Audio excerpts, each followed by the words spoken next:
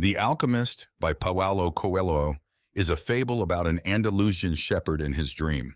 It went on to sell over 65 million copies, be translated into 80 languages, and cement itself as a contemporary literary classic.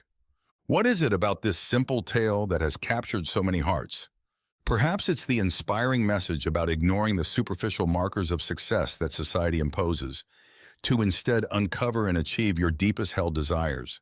Perhaps it's the cerebral yet accessible approach Coelho takes toward big themes like destiny, agency, and spirituality. Perhaps it's the deeply romantic yet resolutely unconventional love story that anchors the plot. And perhaps it's because, as the story itself contends, it's often the simplest things that are the most mysterious, resonant, and powerful.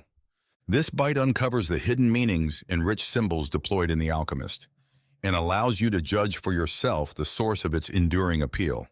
It also offers timeless wisdom that you can apply to your own life. Before we actually start the audiobook, don't forget to subscribe to our channel below and listen to new free audiobooks every day. Bite 1. Dreams are a pathway to our most meaningful desires. Paulo Coelho's 1988 novel is a deceptively simple tale. On its surface, it is the story of Santiago, a shepherd who leaves his native Spanish countryside in search of treasure. Scratch a little deeper, though, and we find an allegory of self-discovery, of the journey we must all embark on if we are to uncover and fulfill our deepest desires. For Santiago, the catalyst for this journey is a dream, a recurring dream that he has had since childhood.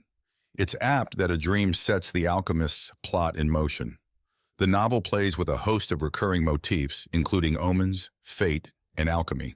But the dream is perhaps the most important motif of all. In fact, the story both begins and ends with a dream. So what was Santiago's dream? Let's first set the scene. The details here will be important later on. Santiago has had a long day tending to his flock of sheep in the hills of the Spanish countryside. He searches for somewhere to shelter for the night and settles on an abandoned church. The church roof has crumbled away, and a sycamore tree has grown on the spot where the church sacristy once stood. Santiago falls asleep under the tree's branches. As he sleeps, he dreams. In his dream, a child appears. She takes Santiago by the hand and transports him to the pyramids of Egypt, a place Santiago has never visited in waking life. At the pyramids, the child tells Santiago that if he visits the pyramids, he will find a treasure. But before she can tell him precisely where he'll find this treasure, Santiago wakes up. Convinced the dream has a hidden meaning, he visits a fortune teller and asks her to interpret it. She tells him the dream means he should travel to the pyramids, where he will find a treasure. Santiago is frustrated. This is a far simpler interpretation than he expected. But the fortune teller reproves him. In life, she tells him, it's the simplest things that are the most extraordinary, and only the wisest among us can understand them. Santiago does follow his dream. He sells his sheep and embarks on the journey to Egypt. But his dream is also intertwined with a long-held desire to travel. In fact, Santiago gave up a life of religious study to become a shepherd explicitly to pursue his desire for freedom and travel, much to his parents' disappointment. Throughout the book, dreams, whether directly or obliquely, often reflect the truest desires of the dreamer. But while dreams in The Alchemist often serve to articulate a desire, it's a little more nuanced than that. Shortly before Santiago begins his journey, he meets a character called Melchizedek. Although he's disguised as a shabby old man in eccentric clothes, Melchizedek is actually a magical king. Melchizedek introduces Santiago to an important concept, the soul of the world. This is essentially the world's spiritual framework, encompassing the soul of every living and non-living being. But while this framework exists all around us, it is up to us to connect to it. One of the ways the soul of the world communicates with us is through our dreams. So by listening to and acting on our dreams, we begin to tap into the spiritual power of the soul of the world. Let's return for now to that first dream. Santiago's vision of buried treasure takes him from Spain to Africa, where he is robbed by thieves of everything he has. He builds up his fortune once again by working in a shop that sells crystals, travels through the desert with a camel caravan, is caught up in conflict between warring desert tribes, falls in love at a desert oasis, and meets a genuine alchemist. At every step, there are distractions, both positive, like love or wealth, and negative, like conflict or hardship, that threaten to sway Santiago from the pursuit of his dream. But he is resolute in the face of these diversions, and ultimately arrives at the pyramids. He sees a scarab beetle scuttling along the sand and takes it for an omen, so he begins to dig. As he shovels sand, two young men see him and are convinced he is bearing treasure. They attack him, trying to steal this treasure. Eventually, Santiago explains to them that he is digging here because of what he saw in his dreams. The men release him, but they are scornful. "He shouldn't be so foolish as to believe in dreams," says one. After all, he himself has had a recurring dream all his life, but has never been so stupid as to devote his life to pursuing it. The young man's dream? That if he were to ever visit Spain and find a crumbling church in the countryside, he should dig deep down where a sycamore tree grows. There he will find untold treasure. In this sense, Santiago's dream takes him full circle. On his return home, he does find the treasure, and the gypsy's wisdom is proved correct. The location of the treasure couldn't have been simpler for Santiago to find. Yet to unearth it, he first had to experience an extraordinary journey. Bite 2. The universe gifts each of us a personal legend. Melchizedek, the king disguised as an old man, appears only briefly in the pages of The Alchemist. But his discussion with Santiago reverberates throughout the book. In many ways, Santiago's journey is structured around understanding the concepts Melchizedek introduces. We've already discussed the soul of the world, but Melchizedek also tells Santiago he needs to uncover his personal legend. Everyone, according to Melchizedek, has a personal legend. It's the thing you truly want to accomplish, but few of us ever achieve this. When we are young, our personal legend is very clear to us. As we grow older, though, most of us absorb society's message that our personal legends are simply too hard to attain, and that we should focus instead on living safely and comfortably. But if they put their mind to it, says Melchizedek, anyone can achieve their personal legend. They just need to desire it enough, because if you really desire something, that desire is not yours. It is a desire that has originated from the universe, and the universe will help you accomplish it. On his travels, Santiago meets two more figures connected to his personal legend. The first is an Englishman whose personal legend is to become an alchemist. Santiago and the Englishman have very different approaches to pursuing their respective personal legends. Santiago studies the world around him. The Englishman immerses himself in books. Traveling together in the caravan, they quickly become friends, but they also challenge each other. From the Englishman, Santiago begins to understand the importance of study and reading, but the Englishman has perhaps even more to learn from Santiago, who shows him that life and experience are richer texts than any academic book. The second figure is an alchemist. When Santiago meets him in a desert oasis, the alchemist explains that he has succeeded in becoming a true alchemist, someone who can transmute material from one form to another, including transmuting metal into gold, by living out his personal legend. Other alchemists, he says, fail because they are focused solely on creating gold rather than achieving their own personal legends. Through the figure of the alchemist, Coelho critiques people who work to achieve superficial rewards like wealth or gold, instead of tuning into deeper desires. Both the alchemist and Melchizedek tell Santiago that the only way to uncover his personal legend is by listening to his heart. But when Santiago tries to do this, he becomes confused and frustrated. His heart simply won't cooperate. It is filled with fears and anxieties. It worries about his faraway lover, is overwhelmed by beauty, and beats quickly when he's scared.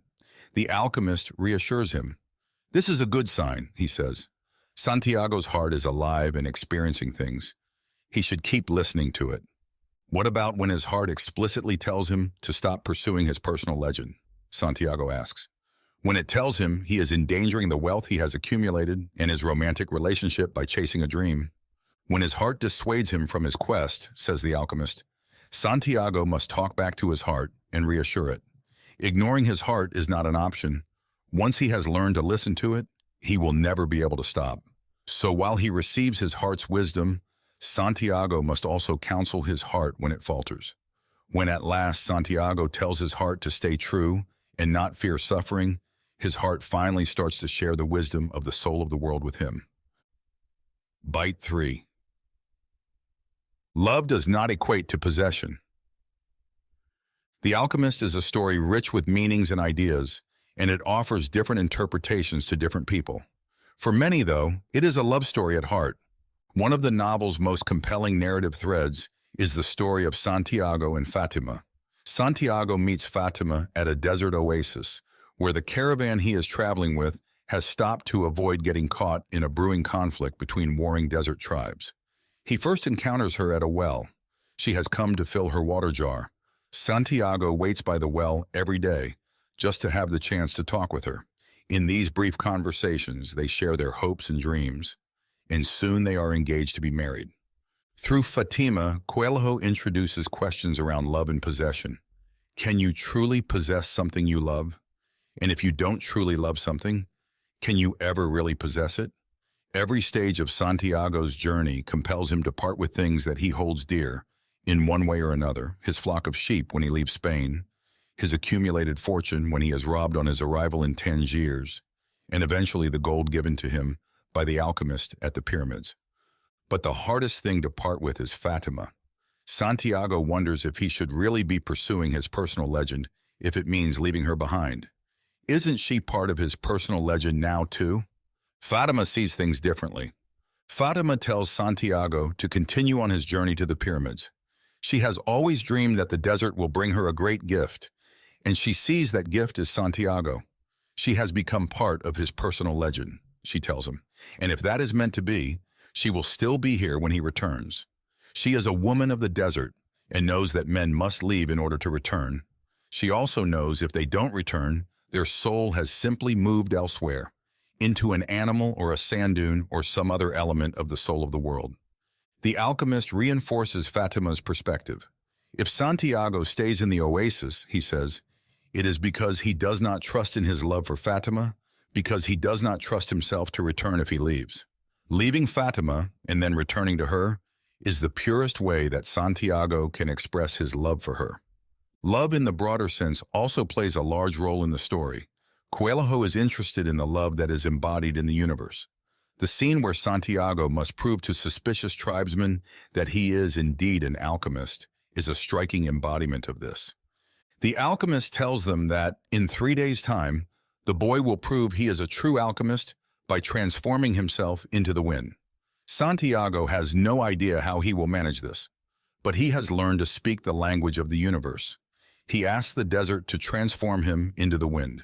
He tells it he is in love with a woman and would like to travel back to her in the form of a desert wind. The desert says it can't help him, but tells him to speak to the sand, which tells him to speak to the sun. In the language of the universe, Santiago talks of love to all of these natural elements. None have the power to help him. Santiago understands then that these natural elements, like him, are simply trying to follow their personal journeys. He is one with them. This realization, unfortunately, does not turn him into a gust of air. But the desert, the winds, and the sun are so excited by the talk of love in the universe that together they create a dramatic desert wind. In this moment, Santiago becomes a true alchemist. Bite 4. It's up to you to follow the markers of your destiny. There's an inescapable tension underpinning The Alchemist, that of the struggle between fate and free will. If our personal legend is predetermined by the universe, why do we have to struggle so much to accomplish it? Conversely, if we fail to achieve our personal legend, shouldn't we blame the universe for this failure rather than ourselves? Santiago grapples with these questions over the course of the story. In the end, it's a discussion with a camel driver that resolves his internal conflict. But before we get to that, let's touch on another central motif: omens. Omens, in The Alchemist, are the universe's signposts. They're objects or events freighted with meaning that can guide us down a path or give us a glimpse of the future. The story is bookended with omens. At the outset of Santiago's journey, Melchizedek gives him 2 stones that will help him interpret omens. When he reaches the pyramids, Santiago interprets the scarab beetle as an omen, showing him where to find the buried treasure. But the most significant omen occurs when Santiago sees 2 hawks locked in airborne battle. He understands this is an omen foretelling that an enemy tribe will attack the desert oasis where he and his caravan are resting. This turns out to be right. These omens are presented as the universe conspiring with Santiago to help him fulfill his destiny. Moreover, the phrase "maktub," meaning it is written, is uttered by characters at turning points along Santiago's journey, suggesting that the contours of Santiago's path are predetermined by fate. If then we are fated to fulfill our destinies, why must we struggle to accomplish our personal legends? Why do so many people fail in their attempt? What is meant to be will surely come to pass, won't it? Let's return to the camel driver. After he has seen the omen of the hawks, Santiago shares it with the camel driver. This camel driver has visited many seers in a bid to know his future. The wisest seer, he tells Santiago, said that no man can know the future. Only God can. Seers merely guess at it by reading the omens of the present. Paying attention to the omens around us allows us to improve our present and shape our future. In other words, the secret to fulfilling your future destiny is living attentively in the moment. The key message in this book. The Alchemist grapples with themes of fate, destiny, love, and our place in the universe.